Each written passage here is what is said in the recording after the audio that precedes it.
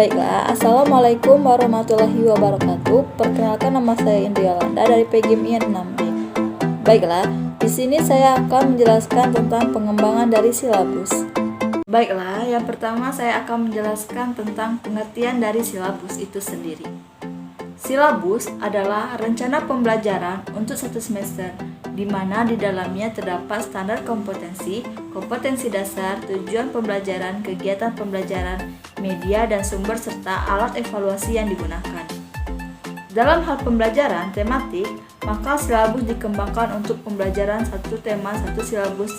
Jadi, nantinya akan tertulis silabus tema apa yang kemudian dimasukkan beberapa kompetensi dasar, beberapa bidang studi yang ada di dalamnya. Silabus disusun berdasarkan standar isi yang di dalamnya berisikan identitas mata pelajaran, standar kompetensi, dan kompetensi dasar, materi pokok atau pembelajaran, indikator penilaian alokasi waktu, dan sumber belajar. Itu pengertian dari silabus itu sendiri. Baiklah, yang kedua yaitu prinsip pengembangan. Yang pertama ada ilmiah.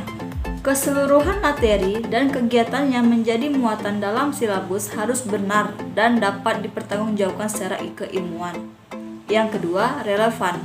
Cangkupan kedamaian, tingkat kesukaran, dan urutan penyajian materi dalam silabus sesuai dengan tingkat pengembangan fisik, intelektual, sosial, emosional, dan spiritual peserta didik. Yang ketiga, sistematis. Komponen-komponen silabus saling berhubungan secara fungsional dalam mencapai kompetensi. Yang keempat, konsisten. Adanya hubungan yang konsisten, ajak, taat, atau asas antara kompetensi dasar, indikator, materi pokok atau pembelajaran, kegiatan pembelajaran, sumber belajar, dan sistem penilaian.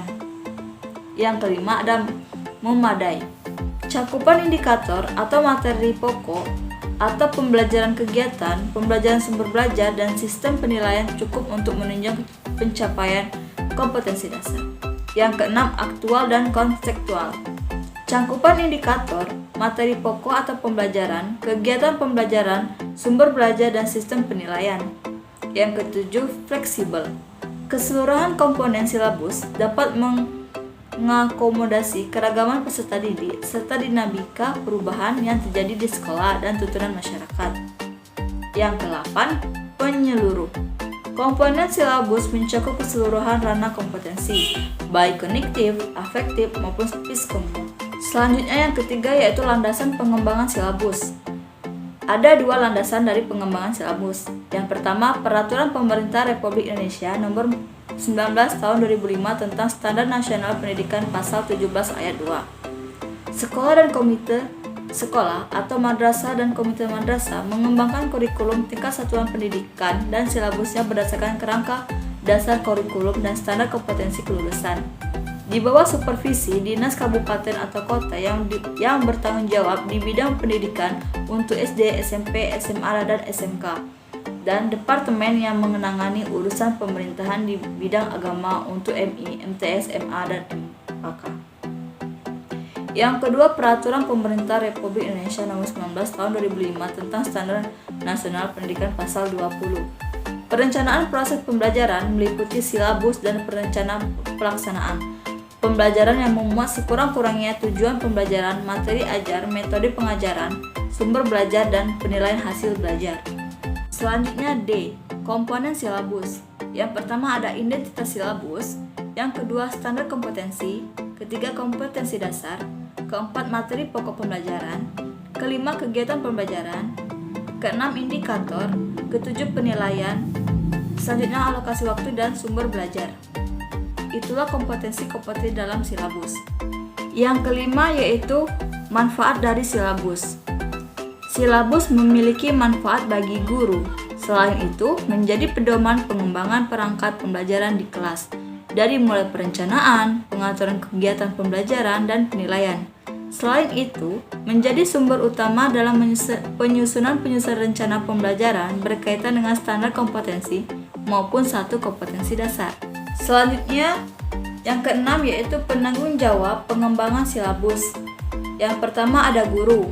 Disusun secara mandiri oleh guru apabila guru yang bersangkutan mampu mengenali karakteristik peserta didik, kondisi sekolah atau madrasah dan lingkungannya. Yang kedua, pihak sekolah atau madrasah untuk membentuk kelompok guru mata pelajaran untuk mengembangkan silabus yang akan digunakan oleh sekolah atau madrasah tersebut. Yang ketiga, bergabung dengan sekolah lain melalui forum MKMP atau PKG jika sekolah atau madrasah yang belum mampu mengembangkan silabus secara mandiri. Yang keempat, Dinas Pendidikan dan Departemen yang menangani urusan pemerintahan setempat dapat memfasilitasi penyusunan silabus dengan membentuk sebuah tim yang terdiri dari para guru berpengalaman di bidangnya masing-masing. Baiklah, itulah tadi penjelasan dari materi saya. Kurang lebih saya mohon maaf. Saya akhiri. Wassalamualaikum warahmatullahi wabarakatuh.